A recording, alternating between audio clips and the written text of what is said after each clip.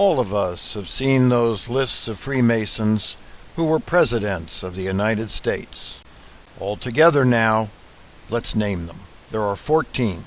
Washington, Monroe, Jackson, Polk, Buchanan, Andrew Johnson, Garfield, McKinley, Theodore Roosevelt, Taft, Harding, Franklin Roosevelt, Truman, and Ford. But is that list complete? Or are there as many as 3 more men who should be part of that exclusive group? Think back to the first time you heard someone address you as brother. It was right after you took your obligation as an entered apprentice. That's right, an entered apprentice is, without question, a Freemason. And on October 30th, 1937, Lyndon Baines Johnson took that obligation.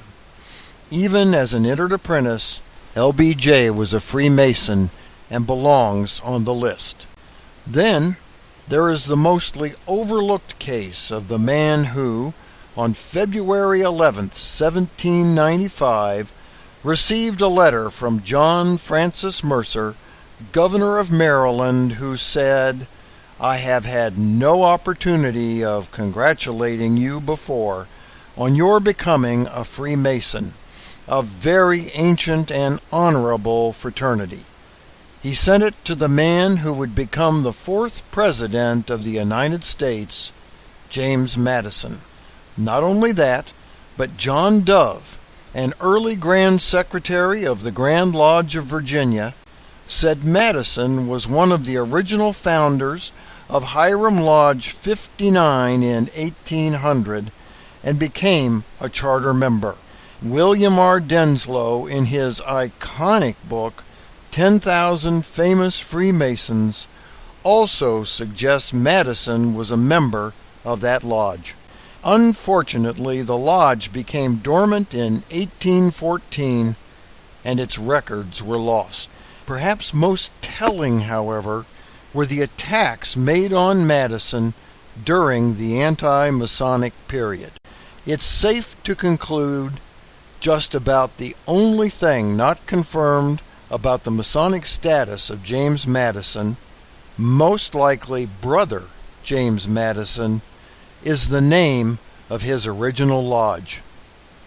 In addition to Madison and Johnson, we have the odd case of a brother whose Masonic status is not in doubt, but his presidential status is. Riding along the winding back roads of northwest Missouri, about a half hour from my home, I sometimes stop at an old cemetery just outside Plattsburgh. Right inside the entrance is a series of arrows pointing to a specific grave. That grave has a compelling brass marker which proclaims the man buried there was President of the United States for one day, March 4th, 1849. The town also has a towering statue of the man proclaiming his presidency. On occasion, I've even gone up the road across the Missouri River and visited the world's smallest presidential library, which was built in his honor. The library is located in Atchison, Kansas, which was named after the man, David Rice Atchison. Senator David Rice Atchison, a member of Platt Lodge No. 56 in Missouri, was President pro tem of the United States Senate when Zachary Taylor was elected president. Inauguration Day in 1849 fell on a Sunday, and the devout Taylor refused to attend his swearing-in on the Sabbath, rescheduling it for the following day. Taylor's vice president, Millard Fillmore, followed suit, and James K. Polk's term had expired the previous day, technically leaving the presidency vacant. Constitutionally, Atchison was next in line for the office. Hearing this quirky bit of news, Atchison's friend, Judge Willie Magnum, and a group of others descended on Atchison's house and tramped up to his bedroom in the middle of the night. There, With the confused Atchison in his nightgown, Judge Magnum administered the oath of office. Brother Atchison went back to sleep and spent the bulk of his presidency resting and reading in his home. Historians almost universally agree that Atchison was not officially the president.